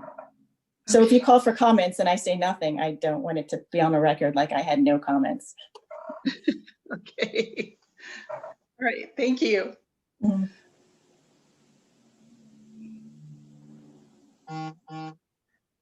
So this is a board member, Stephanie Littleton. Tanya, do you want me to go on? Yes, please. Okay. Yeah, I'm trying to think for matter of time here. Right. This is, I think, to kind of expedite things. You know, this is a wonderful document that captures a number of suggestions, you know, and comments. But I think for matter of time, we may, and that's up to everybody else, but we may want to move to Marie's so we can have some opportunity to address that. And I guess I would ask Marie, if you've had the opportunity to read this, maybe help us to understand from your revisions what we have not captured here, something, what's new, I guess. Right, okay. Thank you, Stephanie, good. Okay, that's fine. So it's two takeaways that I want to hope you'll hear me out on. I know I'm coming in late in the process, and there's a lot of thought put into what you all wanted to do. And so just kind of just to hear my thoughts, just to have my say in the process. So apologies, I showed up late. I should have joined the board like a month earlier. Okay, but so. Or a year. Oh, I know, right? Okay. So there's two concepts I want to talk about, and really they're tied to timing and context that we find ourselves in at this time. So when we re-examine the board, I have notes because I want to make sure I thought through my ideas here. We were asked to look at the structure of the board to figure out how, you know, what about the structure is impeding our work. And so when I see this board, I see it as like an early warning system. We're focused on racist, bias-based policing that's happening in our community. It's part of a larger story that's happening in this country. And I see us as protectors of those who are marginalized in our communities who need a voice, because a rich person can go hire an attorney.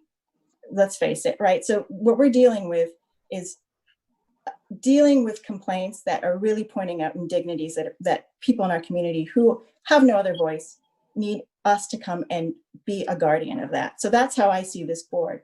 And so when I say decentering that voice, that's what I'm talking about. Like, I feel like this is like as close to a civil rights board that we have in the city. And I think we should kind of keep that close to us. And so when I see what the board is doing, I feel like it's conflating different kinds of boards. And so we could have a board that was like a civilian oversight board, civilian meaning professional oversight, becoming an independent auditor type role of a city's police force. But we're an advisory board, so that limits what we're constrained by that structure. We can't have subpoena power. We're just advisory, so we can't even make recommendations.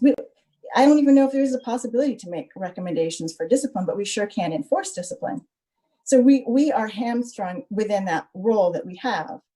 And so I feel like we can add in, we'll review everything. We will review all complaints, you know, and as I've said before, like, you know, there are certain people in our community who are in danger. And so yes, we could take on a larger role and be this kind of oversight office without the support, without the fiscal means, without the subpoena power, with not having a de novo review system. We can't take our own evidence. There's so many things that hamper that kind of review that it's sort of like we're like a poor substitute for what should really be happening. And that's not even when I read the paper, what other boards are doing, they're not doing what we're doing. They are looking to create inspector generals, independent auditors and monitors of their police forces, an outside agency that does that kind of work to create accountability.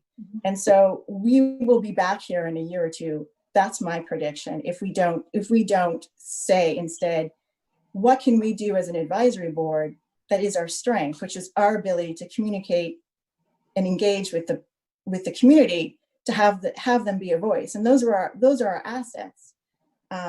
So I think that's where our real work is to do. So if we could become this, very large, structured, add more people, review all complaints of all people that they may have, and for all kinds of instances. I still think that what we do have to review, those stops, those arrests, those investigatory stops, right? Those are what we see in the news as the things that become trigger points of conflict with community members and the police. It's that the indignities of that, and when that becomes violent, right? So excessive use of force, well, if we're looking at stops and arrests, we will be the early detection system just to determine if there's a pattern of that happening that will then blow up into something which would be excessive use of force. We can be that voice that from the community that is looking at those policies to make sure that people won't die from that excessive use of force. And we can do that work right now. And so I feel like us trying to be something that is it just doesn't fit. We don't have all the tools. What are we doing? So that's where I feel like we're trying to take the place of something that's missing, but we're not the solution. We're like part of the solution. And so I prefer our recommendation be, as part of this holistic look at what's happening with our police force, why don't we have an independent inspector general type role, either through contract or through on staff, that's a civilian who's not in the police department, to do that role, as opposed to putting that on us, a volunteer board of community members who don't have that expertise. So I just feel like there's a disconnect, and I want to do all those things, but I'm not sure we're the board to do all of those things. We may need another wing of what we're trying to accomplish. But what our strength is to make that contact happen between the community and the police in terms of what's important, what's the agenda, what kind of policies or practices that the police are doing that are causing these unintended consequences, or outright, these indignities, this feeling of being over police, these feelings of that you're not going to get a fair shake if you were to go through the complaint system with the police. We're supposed to be that bridge. We're supposed to be able to take complaints individually even. We're supposed to be that open to the public. And so I don't want us to detract ourselves from that really important work of being representing the community, as opposed to taking on a function that the cities should be doing itself and holding their own police force accountable. Why make us do that as a volunteer board? So that's my feel. That's how I feel about this. And I don't want the heart of what this board is supposed to be doing to get lost when we're trying to really do administrative work. That's not our role. So there, I said it. Okay, very good. Comments, response, questions? Thank you, Marie.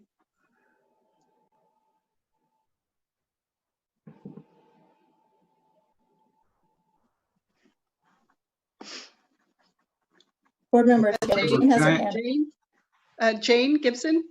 Mm-hmm. Board member Jane Gibson. Thank you, Marie, for clarifying your position. I don't think you said anything about the heart of what we're doing that is contradicted, in fact, by broadening the scope to include a wider range of complaints. I would argue that by including a wider range of complaints, we are better positioned to detect those very patterns that concern all of us. To have a narrow scope on race and bias-based policing means that there are certain allegations of police misconduct that simply will not get a review because they don't allege bias. And that does not seem to me to serve the interest of creating healthy police community relationships. It also deprives, and this is a key here because you're the one who mentioned patterns, and I've been talking about patterns. I'm a social scientist by profession, so I talk a lot about patterns and think a lot about them. But if we don't have the whole picture, if we are not able to see what kinds of complaints arise in the community as a whole, then we undermine our ability to detect those very patterns. Misconduct can arise from bias, but it can arise from a lot of other things too.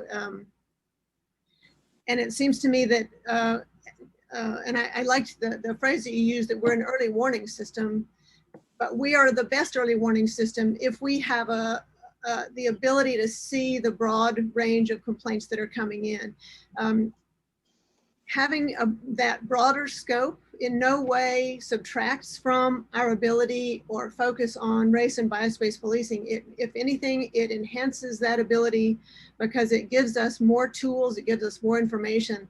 We can focus on a particular kind of complaint, but it seems to me that the more important focus is on police misconduct, because what we want to have is a trusting, respectful relationship, a cooperative, collaborative relationship between the police and the community. And I don't think we get that by excluding all these other kinds of complaints because they don't arise from bias. And that's my spiel. Marie Taylor, board member, I have some comments in response.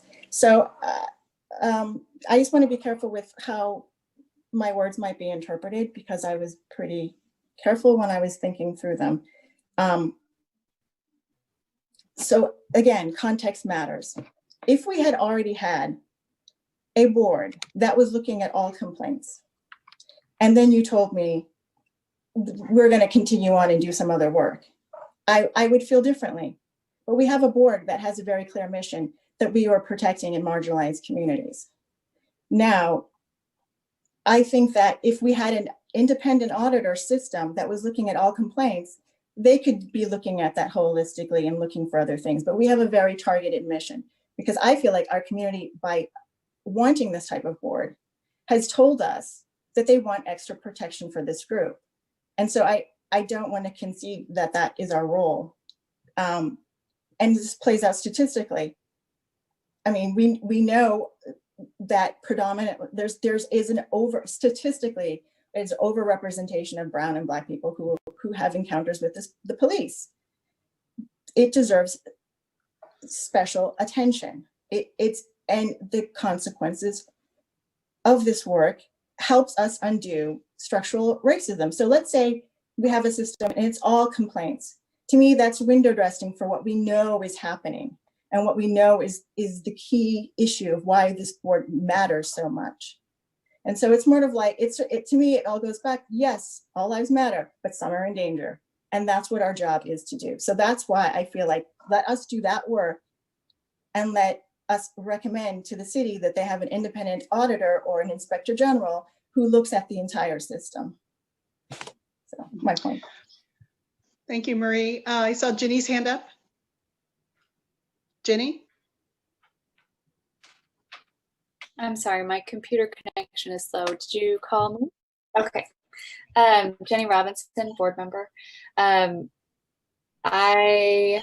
want to say, Marie, that I definitely value and think it is important to center the experiences of people who are traditionally marginalized and oppressed in our community.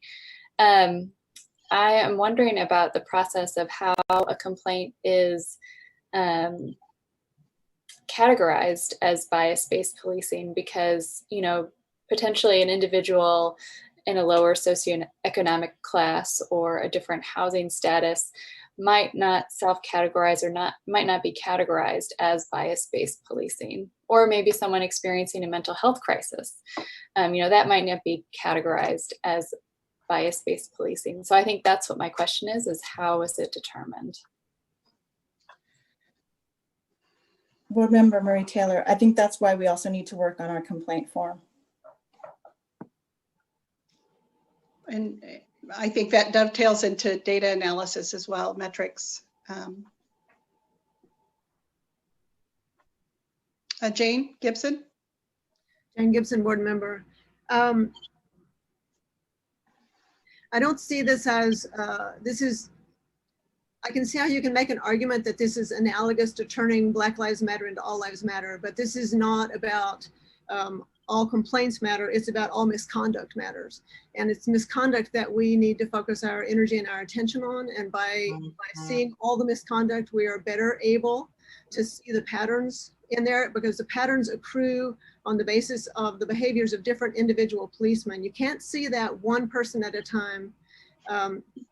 If you have a complaint, someone comes in, and by the way, I think this is how this works, is when the complaint gets filed, it's up to that complainant to say, I believe that the misconduct is a result of bias. I think that's where that has to originate. But if somebody comes in and they say, well, I think that I was badly treated by this police officer because he is biased against people of whatever I am, whatever my category is, LGBTQ people or whatever. And all the police officer says is, you know, I'm not biased against people in whatever that category is. My excessive use of force or my abusive language or whatever it was that the person is complaining about arose in the context as a result of the conduct of that individual. So what you have effectively is a he said, she said, or he said, or she said, or they said, they said. You can't see a pattern in a one-off. And they're all one-offs if you aren't looking for the patterns, and you're best able to get the patterns if you can see what all the misconduct looks like.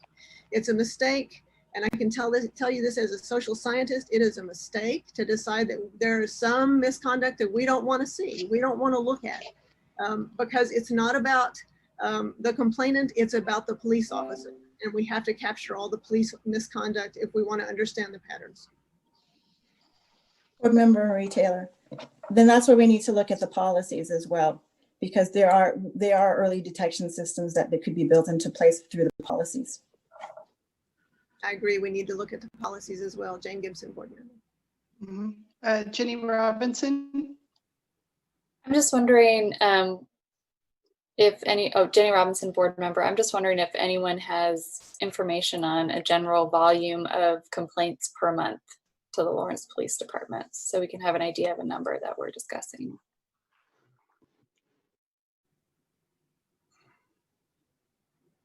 Bill, board member Bill Grable. As a board member Graybill, is Sergeant Ernst in the audience? Yes, sir. I think if you are present, I think that's the man you can ask about the numbers. Thank you, Sergeant David Ernst. Mr. Graybill, if you're referring to our conversation on the phone, I had provided him the number of contacts that the Office of Professional Accountability had, I think for the past 3 years. I don't have those numbers in front of me. I'm assuming Mr. Graybill might, but those numbers are not just representative complaints. It's just general inquiries, dissatisfaction, and even compliments that even come through our office. And so those are the numbers that if Mr. Graybill has that I had provided him. And that's just to the Office of Professional Accountability. I do not have the patrol contact numbers, and that's more captured when something negative occurs than even positives or neutral sort of interactions occur. And so we're working on better tracking that information as well. So I don't have patrol data to provide, patrol supervisor data to provide. This is board member Graybill. Just so the record's clear, I don't have those numbers. That's why I deferred to you. Sure. So we could respond or return back with that information at a future meeting. But the office, like just to repeat in concept, it has X amount of contacts a year, and then out of those contacts, it would generate a certain amount of personnel investigations based on the nature of the complaint. Board member Gibson. Jane Gibson, board member. In the working document that the board first accepted were the numbers that came from the police reports that I lifted from the police department's own website. And I can't remember all the numbers, and I think there were 3 years that I was able to get from there, and it was about 17 a year, but only a couple of those were bias-based policing. And those are personnel investigations, but not indicative of the number of times people contact the police department. Right, sorry, thank you for that clarification. That's true.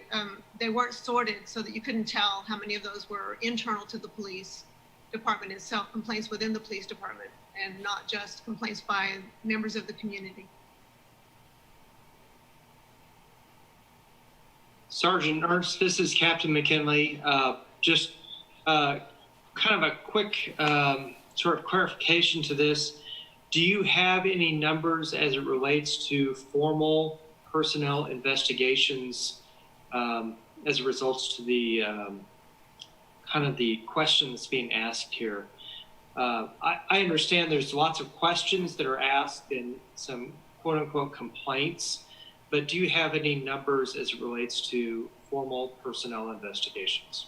I think that's what Dr. Gibson and I were just discussing. I don't have those numbers off the top of my head, but we also have that information. So the amount of contacts the office has, and then the amount of formal personnel investigations that are generated out of those contacts.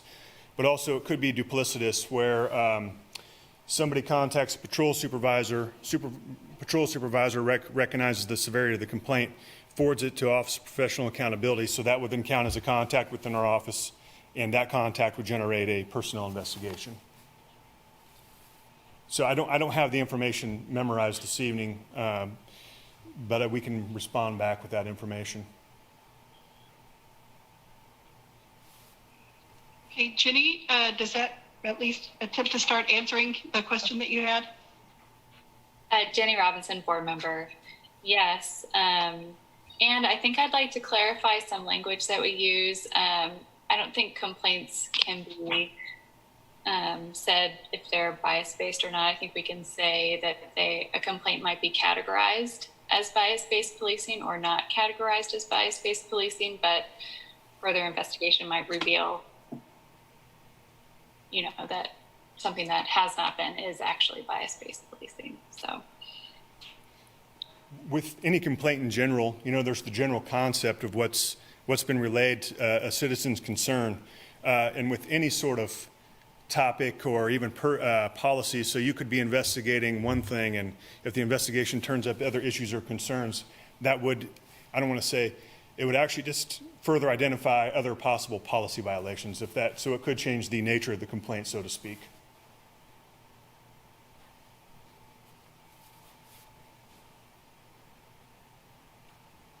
Okay, any other comments or questions?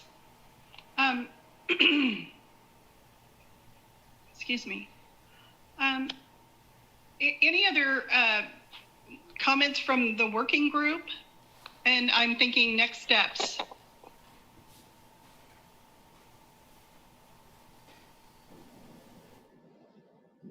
This is Stephanie Littleton, board member. I just want to clarify with Marie to give due time to her for her recommendations or suggestions. Okay. If there are some additionals that we didn't capture in the last meeting that you may want to have us address or consider.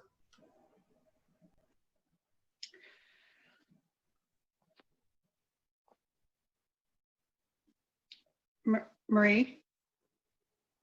Oh, I thought board member Taylor, I didn't know you were talking to me directly. I thought it was just a general sense of what's listed. Oh, are you asking does the document capture the things we talked about from the last meeting? Yeah, just asking if there's some new particular, recommendations you had on your revision that you submitted. No, so Marie Taylor, board member, I think that there's not the time right now to go through what I proposed, but if we could take a look at it, and if there's parts of it that you think are worth including in the next round, that would be great. I think we talked about it last time about removing the past criminal histories as an automatic count against saying someone is not going to be partial. I think if there's consensus on that, the parts of it could be added in. But I don't know how you all want to proceed, but I'm hoping you'll see some good points out of what I drafted up.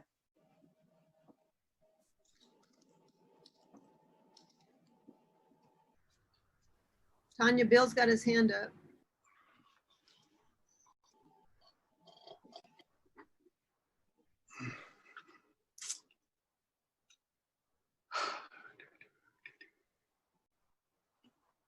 I'm Bill. I'm back. Bill Grable? This is Board Member Graybill, and I appreciate Board Member Taylor's bringing up an issue. And I think it's a good issue to think about. It's certainly got a lot of validity, or a side of it has validity, but my suggestion going forward, since that deals directly with the basis of the ordinance and it's in opposition to what has been presented, that we first come to a consensus as to whether words authority, or if we want to go with this expanded version as presented by the working documents. I'm not asking that we make that consensus tonight, but it seems to me like that's the logical first step. Thank you, Bill. Any other?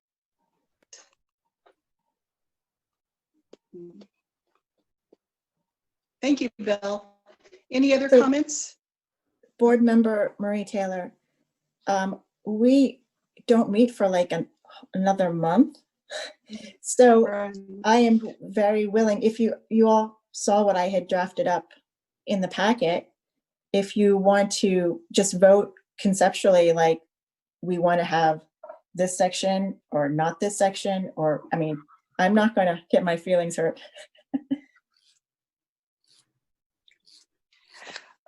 So I'm wondering about this, if no one else wants to. I'm thinking that right now, the document is still a working document. We've received the feedback from the staff. The working group has continued to work on it. I'm wondering if we don't want to take some time to look at all this information, and that would include Board Member Taylor's document, go back to look at the draft that was submitted to our group at the last meeting, and look at the table that was created by the work group along with the staff members' input, and come up maybe with a last set of recommendations considering our conversations tonight and maybe some of the vision that we see going forward, that we don't want to come back and present maybe some of our thoughts after processing through those documents again, to come up with our final ordinance. And I think we all need to probably present it at this meeting, all those ideas. So for example, with Marie, I would recommend pulling out the top 3-4 items that are imperative that you're making recommendations on the document, to put those out on the table, and anyone else coming forward, so we can make sure we're attending to this. And if there comes a point where, as Board Member Grable says, that we probably need to have another discussion to talk about which direction are we going to go. Does that reflect what you said, Bill?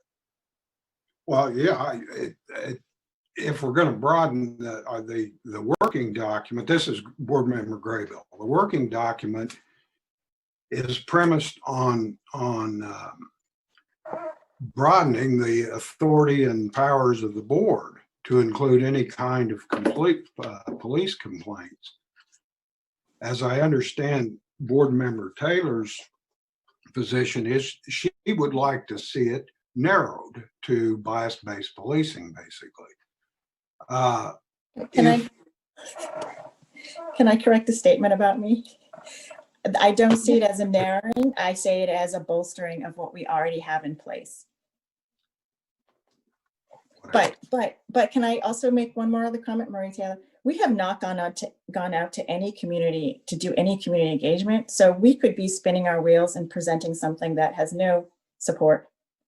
So I think that we may want to think about spending some time figuring out, well, maybe we should just be presenting a bunch of ideas and going out and doing the survey, or to figure out what what the community thinks that we should be doing as a board. I mean, we have done none of that work. And so if we just go in to the public with what we think is a final product, we may be back at square one if we get back feedback that says, no, this is not what we think the community needs. So at some point we may get ahead of ourselves in that work, and it'll be a month from now when we meet and we still wouldn't have done any policy review and we still wouldn't have done any engagement plan.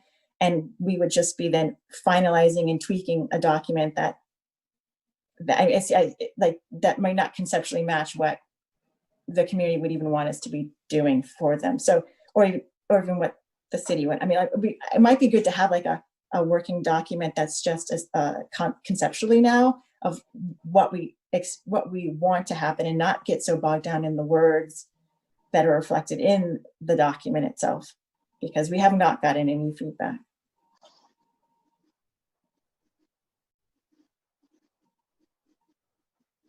Okay.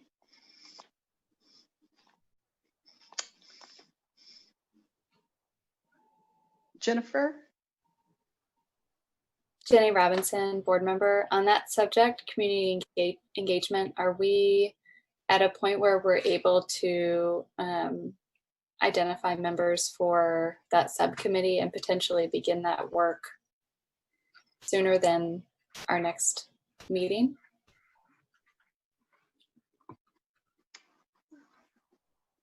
Feedback from the board?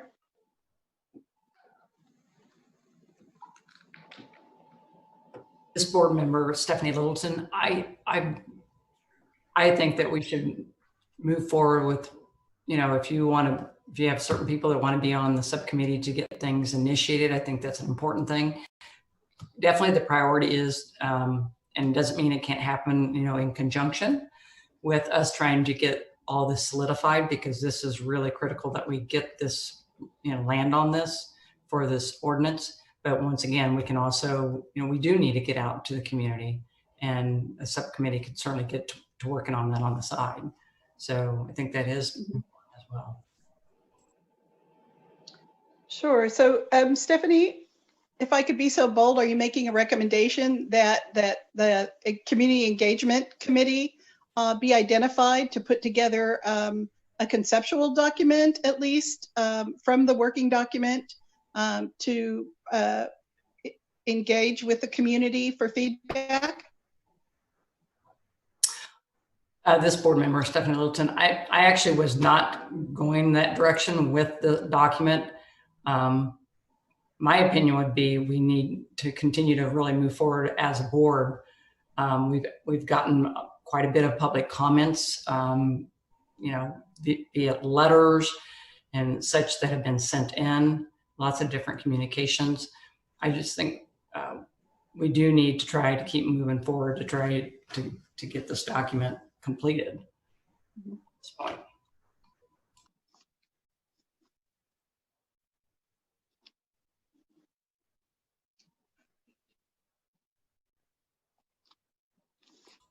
Any other comments from the group?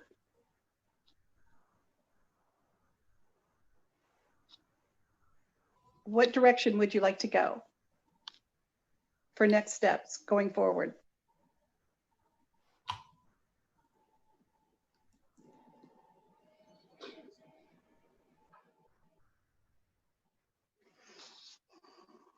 Jane Gibson? Jane Gibson, board member. I want to underscore Bill's point that until we decide what the scope is that we would like to take to the community, that we don't have any really other next steps to take. The question of whether we broaden or narrow this scope is fundamental to the entire rest of the ordinance and to the discussion that we would have with the community. So I think maybe we need to just decide that we're going to vote on something at the next meeting about at least that issue so that we can move forward. It doesn't mean that that's going to be what we live with forever, because as Marie points out, the community may come back and say no. And then after that, the city commission may come back and say something else altogether. So we don't know what we're going to wind up with, but we need to agree on what we take to the community, at least at that level, because everything else flows from that one fundamental decision. narrow or broad. So we need to talk about that probably at the next meeting and make some decision about just where we're going to go with that. And then having said that, the outreach, or I've forgotten what you call that, community engagement group. Community engagement would be really important to have, to help us, I guess, identify how to reach the community. Some of us have already, we're reaching out to our own networks using Facebook. Some of us talk to the members of LAN. We're already getting feedback from the community by email. And but I think we need help with that. And I would urge whoever decides to be on the community engagement committee to work with the city staff, because that's where they have the experience to know how to reach out into the community. And we should use their expertise.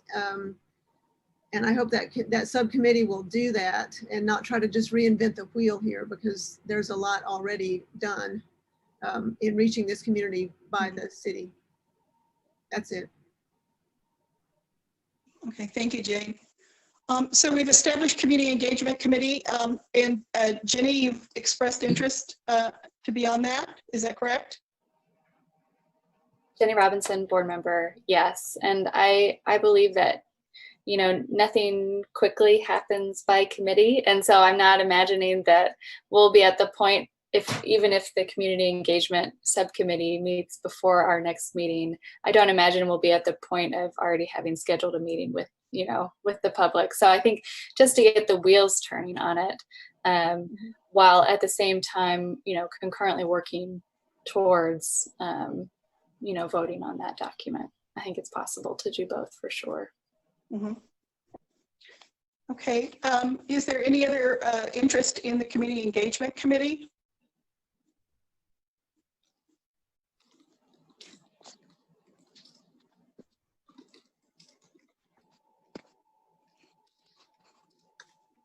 So board member Taylor, board member Sanjay raised his hand. Tanya. I said I have interest. I just said I have interest in that subcommittee. I said that earlier, and I stand by it, or stick by it. Thank you. So you are interested in the Community Engagement Committee? Okay, very good. Yes, yes. Offer my. Okay, so right now we've established the committees, and now we've got some folks volunteering to serve on those committees. Can we make that into a motion?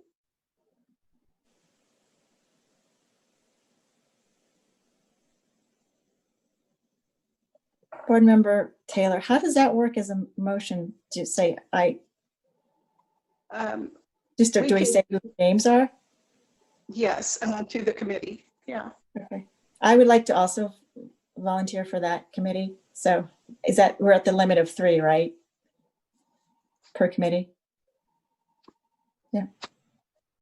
So I make a motion to establish, I think it's already been established, right? Yes. Uh-huh. I make a motion to appoint 3 committee members to board members to three board members to the Community Engagement Subcommittee, myself, board member Taylor, board member Sanjay Mishra, and board member Jenny Robinson. Okay, is there a second? I second this motion. Okay, it's been moved and seconded. Any discussion? Okay, if not, we'll go for a vote of yay. We'll go down the list. Bill Grable.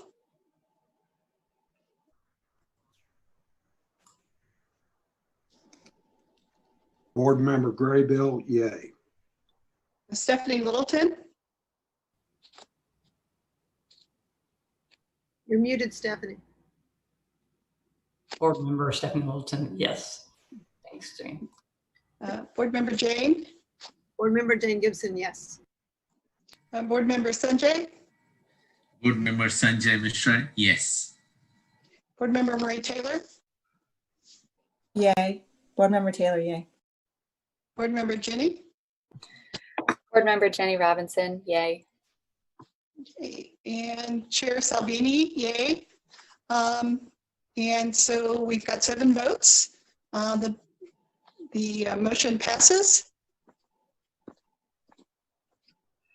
Okay. Our next meeting is scheduled for September 30th. Does that work for everyone?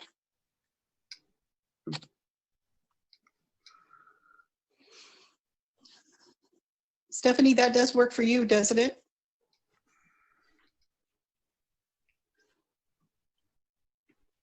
Board member Stephanie Littleton, yes. Okay, I wanted to make sure. I couldn't remember the dates you were traveling. Bill? Are you getting ready to wind up? This is Board Grable, board member. Yes, we're moving Grable. toward the end. Before we adjourn, I just saw one of the communications, and I really don't want to wake up tomorrow and read the newspaper accusing this board or myself of whitewashing material, but there is a letter from a Jared Nolly that I don't know how serious the allegations are, but he appears to be pretty upset about something.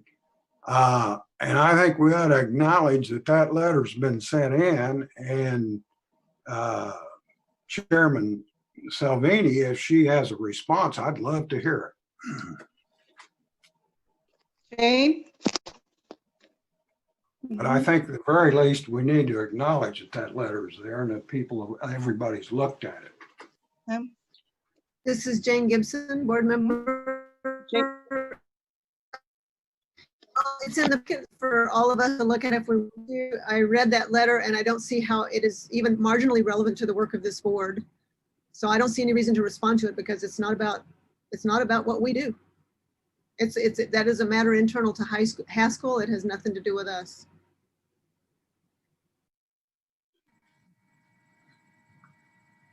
All board member Sanjay Mishra, I think all board member Grable is saying is that somewhere the minutes should reflect that the board received the letter and took. Yeah, go ahead. Brandon, would you want to speak to that issue? Brandon McGuire, Assistant City Manager. The communication was submitted with the request that it be placed under the public comment portion of the agenda, and as such, it is now incorporated as part of the record.